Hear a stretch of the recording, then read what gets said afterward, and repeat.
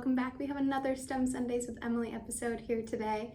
I hope you've had a great week and I hope that you're ready for a fun new STEM activity. So today we're going to be doing a fun experiment using borax and a few other materials to learn about crystallization and to refer back to the scientific method. So we're going to be talking a little bit about the scientific method, which we've discussed before, but if you haven't seen that one, you'll learn about it today. And then we'll get into our experiment, see what happens, and discuss a little bit about why what you're seeing is what you're seeing. So let's jump into the scientific method before we introduce anything, because I think that's a really important part of this activity. So the scientific method is crucial to any sort of science experiment. It's what scientists use to conduct their experiment in a precise and clean manner. So the scientific method always starts with a question. So regardless of whatever you're doing, there's usually always a reason or a question behind what your experiment is. For example, in this case, we're going to be asking which temperature affects the experiment more, hot or cold? Or does temperature affect this experiment in general? But other questions might be, do plants need water to grow? Obviously, we know that plants do, but everything will start with a question, whether that's generic or very specific and scientific. So after that, we have our question. Next, we have to set a hypothesis, which is just a really big word for a guess. What do we think is going to be the answer to our question? So in this case, we're going to be looking at, does temperature affect our experiment? Before we start, we want to say, is it going to affect our experiment, or do we not think it will affect our experiment? We have to set a hypothesis. What do we think is going to happen? Then we get into the experiment. That's the fun part. So once we've set our question, answered what we think will happen in our hypothesis, then we get into the experiment. So that will involve, obviously, what we're doing today. We'll go through the experiment, and then lastly is to go back and assess our hypothesis. So after we have done the experiment, looked at the data, collected anything we might need, then we can say, let's go back to our hypothesis. What actually happened? So in this case, you'll see, did temperature affect our experiment or not? And that is the scientific method. So there is a set series of steps that go along to the scientific method, but help researchers and scientists make sure that all the experiments they're conducting are done in a very precise way every single time. So now that we know a little bit about what the scientific method is, let's get into what we're doing today. So I have mentioned a little bit about what we're doing, but let's really talk about it. So we're going to be doing an activity to see whether temperature affects the growing of crystals. So we're going to be using borax, which is a detergent, to create crystals on pipe cleaners. And one experiment will be done using cold temperatures. The other one will be done using room temperature or warmer temperatures since it's the summer. So we'll get into exactly what's going on, but our main question, like we've said before, does temperature affect the growth of crystals using borax? So that will be our question. Our hypothesis, I'll leave up to you guys to decide. Do you think the temperature will affect how our crystals grow or not? Do we think the cold temperature will be better, or do we think the room temperature or hot weather will be better for growing crystals? I'll leave that up for you to decide. And now let's get into the experiment and what we'll need today. So first is borax. This, like I mentioned, is a detergent. It's a fine powder, and that's going to be what will help us grow these crystals. So you can find this. I did not have this at my house. I had to find it at my local supermarket, but it was super cheap. So hopefully it should be easy for you to find at yours as well.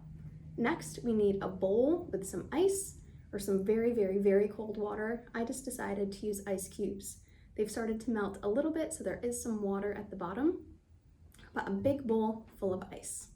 Next, we have a cup of just barely boiling water, so not boiling so that it's safe or unsafe to handle, but if you want to either do this in the microwave, which I did, or you could boil water on the stove. Either way, we're going to need 1 cup of almost boiling water.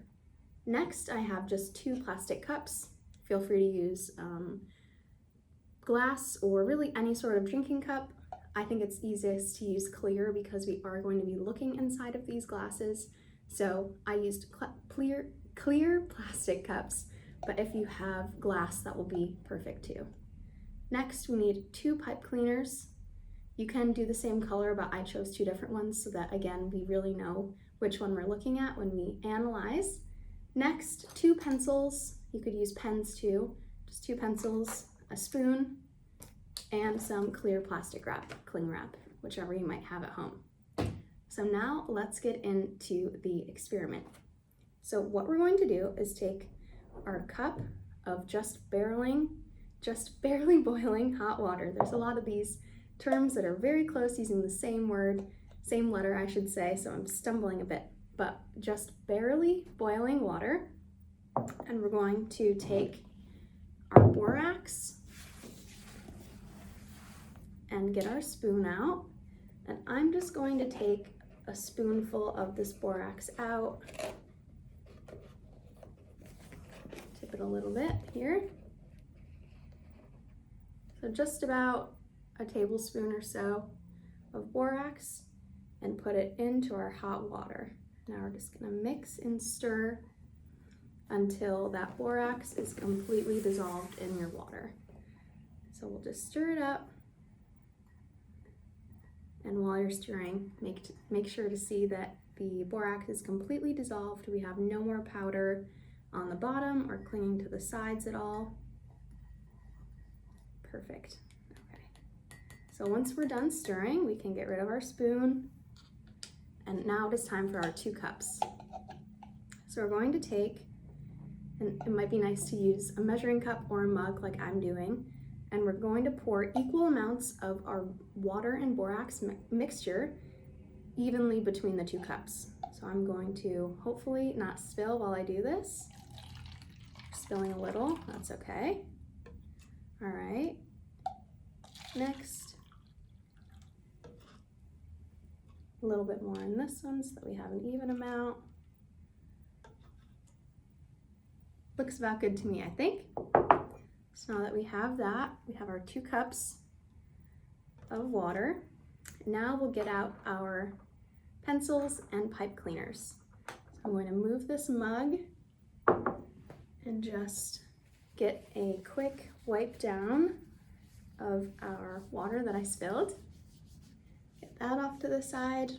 Okay, so now we have our 2 cups. We'll just move these off to the side as well and get our pipe cleaners and pencils ready. So we're going to take 1 pencil and 1 pipe cleaner. We want to make sure that when we wrap this around, so we're going to take it and wrap it around our pencil, just like this, so that we have a couple inches hanging down, just like that. Now we do want to make sure that it's not too long for our cup because we're going to be sticking the pipe cleaner end into our water. So I'm going to measure just along the side. I think I'm going to wrap it around 1 more time so that it is hanging in the water but not touching the bottom of the glass. That looks good to me. Okay, so now we'll do the same thing with our other pencil and pipe cleaner. Take it, wrap it around, and again, like I mentioned, feel free to use any type of pen or pencil, marker, colored pencil, whatever it might be. We just need something that is wide enough to hang over our cup so that it will allow us to rest our pipe cleaner in the water. So again, I'm just going to measure against the side. Looks like I have to wrap it a tiny bit more. I think that'll do the trick. Perfect. Okay, so now we'll get our 2 cups out and put 1 in here and 1 in here. Now, next step involves our plastic wrap. Move this borax out of the way a little bit. Now we're going to take some plastic wrap and cover these cups. So I'm going to get some out, use this handy dandy slider to cut the plastic wrap. And now we'll carefully go around the pencil just like this.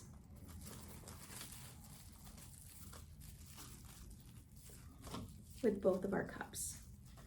So I think that'll do.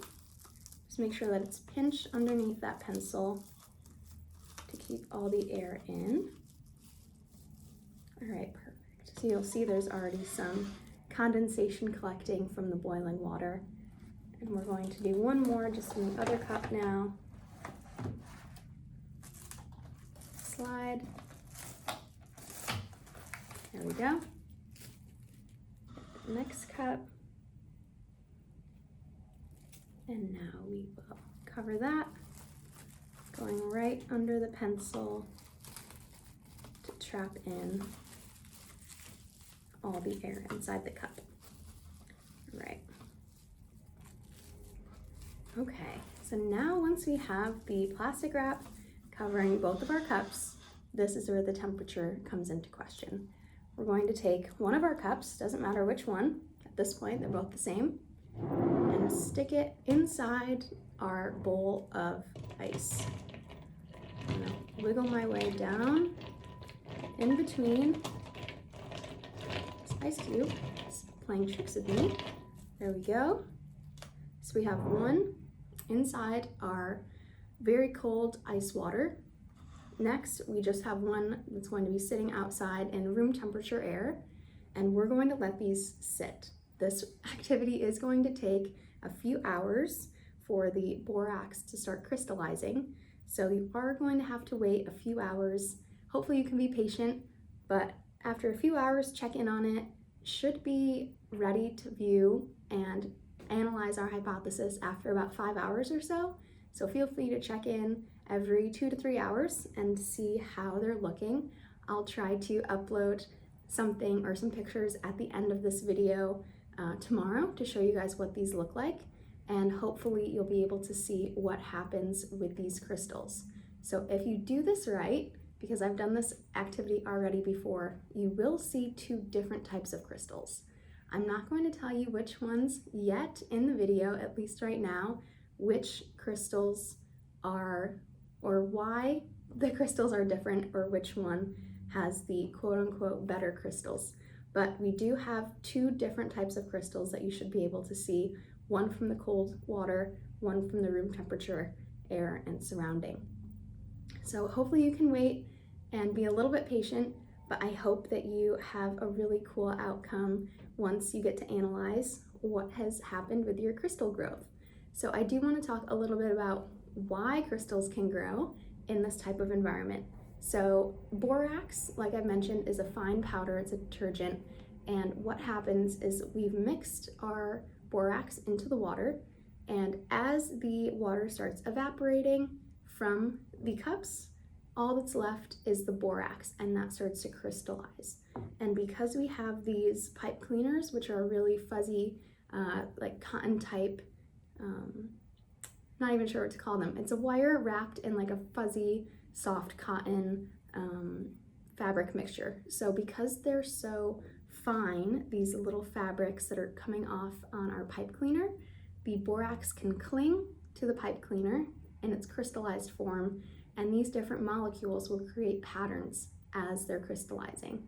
So these crystal patterns from the borax will cling onto the pipe cleaner, and you'll be able to see some different patterns forming, which is going to be affected by temperature. I'll let you see which temperature produces what type of crystals, but we are going to see 2 different types of crystals because temperature does play a role in how the borax can crystallize and form these really cool patterns. So that's a little of the science behind this activity. Again, I hope you can be patient enough to see the crystals once they've formed, but I think this is a really cool activity if you can wait just a couple of hours. So I hope that you have fun learning about the scientific method, seeing some crystal growth, and maybe doing this activity again another time to show your friends or family and teach them about the scientific method as well. So I hope you guys have a great day. I'll see you next week for another fun STEM activity, but in the meantime, have a great week. Bye guys.